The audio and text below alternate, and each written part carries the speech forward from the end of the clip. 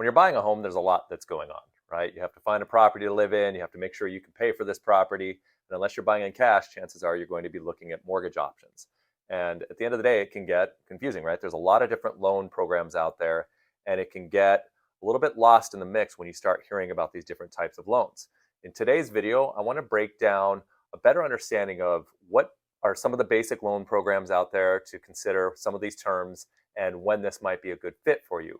I have clients who will reach out to me all the time and they assume that they're looking to use one loan program because, well, they don't understand why there might be a better fit for them. So I'm hoping that this video can help some people.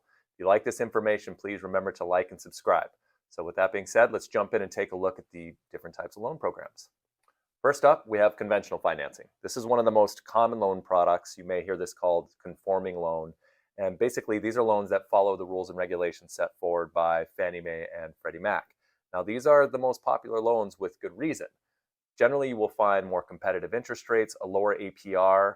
Now, one of the things that a lot of people don't realize is that conventional loans will allow for as little as 3% down. A lot of times clients will approach me with a different loan product because they have a lower down payment thinking they can't use conventional financing, but you can actually use a conventional loan and the terms can be more competitive than some of the other loan programs. The good news is that if you are putting less than 20% down and you do have PMI or private mortgage insurance, that PMI can be removed after you have 20% equity, where some other loan programs you may not have that option. So that's some of the benefits with conventional financing. And you'll see more common loan products are going to be like the 30-year fixed, 15-year fixed, and some of the adjustable rate mortgages and ARM programs, they're conventional loans as well. But the underlying theme here is a conventional loan can be a great option if you have strong credit. And even if you have little to no money down, this can actually be a really great way to finance the home. Next up, we have FHA loans.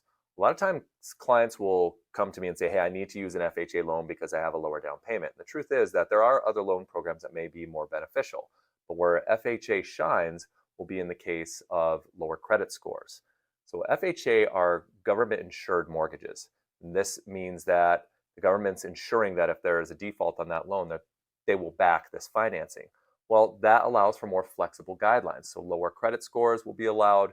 You'll also find situations where you might be able to finance properties that otherwise require larger down payments. For example, multi-units. You can buy anywhere from a 1 to a 4 unit residential property as long as it's your primary residence and put down as little as 3.5%. So that's one of the popular uses for FHA, especially for house hackers. They'll go through and look at this as a way to leverage their cash and put less down. Also, you can use FHA financing to purchase a mixed use building. Maybe you were buying a 2 unit that has a storefront, or maybe it's a 3 unit and there's a storefront or a commercial space on the first floor, and then you're going through and you have apartments on that in that building as well. So FHA can be a great way to buy this type of property and to avoid a commercial loan. Now, FHA does traditionally have lower interest rates than most loan programs, actually, which is great. On the downside, the mortgage insurance can be the primary con, if you will, or kicker. It's not a con, but I guess the downside. And essentially what that is, FHA, the mortgage insurance is for the life of the loan as compared to conventional loans, which will allow you to remove that PMI once you have 20% equity. With most FHA loans, you would have to refinance to get rid of the mortgage insurance on this. Now, in some cases, if you're putting down at least 10%, you can have that mortgage insurance removed after 11 years, but that's obviously a long stretch. But regardless, FHA is a great option if you have lower down payments with a lower credit score, and in some cases, maybe you have higher qualifying ratios because, again, FHA is more flexible. Another government-backed product is VA financing. VA loans are designed for veterans, and this will allow for qualified veterans to purchase a home with no money down.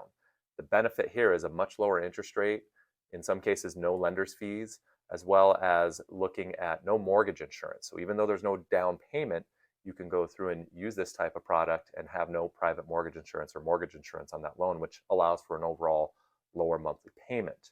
Another thing to consider is that VA loans are also great for house hacking because you can buy a multi-unit. You can buy up to a 4-unit property with no money down, up to as much as $2 million. I mean, there's a lot of leeway there, and with good reason. Veterans have earned this right, and I think that's one of the reasons why this is one of the best products out there.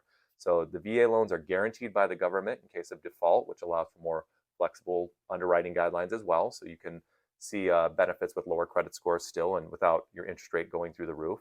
So VA loans, no mortgage insurance with no money down, lower credit score requirements, and flexible underwriting guidelines, that could be a perfect fit and generally the best loan product for veterans. Now I want to talk about some of the more out of the box type style programs that you may not be familiar with. And we're going to start with USDA loans, which I know that sounds weird, right? That's usually a grade you see on your beef. But USDA loans are designed for loans in rural areas to help purchase property in a rural area. These loan programs will actually allow for no money down, low interest rates. This is another great program for people who are looking at low down payments that are looking in these qualified areas. So if you're not looking in the big city, moving out to the country, a USDA loan could be perfect for you. There are also alternative loan programs that have been designed now for investors. The DSCR loan, which is a debt servicing loan. This has become a popular product because the loan actually qualifies based off of the property, not necessarily the borrower, or at least not the borrower's income. You do still have to have credit score and you have to meet some of the other requirements, but this is a great loan for investors that may not show all their money on their tax returns. So we'll use this product to help qualify when the property shows rental income that's equal to or greater than the mortgage payment. Now, the downside is that these types of loans will require larger down payments and they generally will have higher interest rates. But as far as a great vehicle for leveraging your cash and purchasing a property when you otherwise may not qualify on paper, this can be a good alternative. Another great alternative loan product can be when you're looking at bank statement loans. Again, this is focused on helping clients when maybe their income doesn't flow through to their tax returns. Maybe you run a business and after all the write-offs, well, this doesn't look great on paper. However, you have cash flow, you have money, you are making money, and this comes through your bank statements.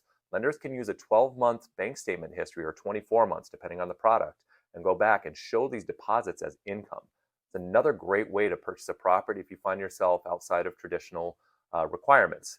This is a loan that can be used both for owner-occupied and non-owner-occupied properties. So if you've found yourself in a position where maybe you don't show enough money on paper, but you do have income, then this is a product you should talk to your lender about. Last up, I want to talk about jumbo loans. So in the beginning, we talked about conventional financing, which are those loans that follow Fannie Mae and Freddie Mac guidelines. And going into 2024, it looks like those loan limits for a single unit will be set at about 750. We're still waiting for the final figures, but regardless, a jumbo loan is anything that falls above that loan level requirement, meaning that Fannie Mae and Freddie Mac don't back this product.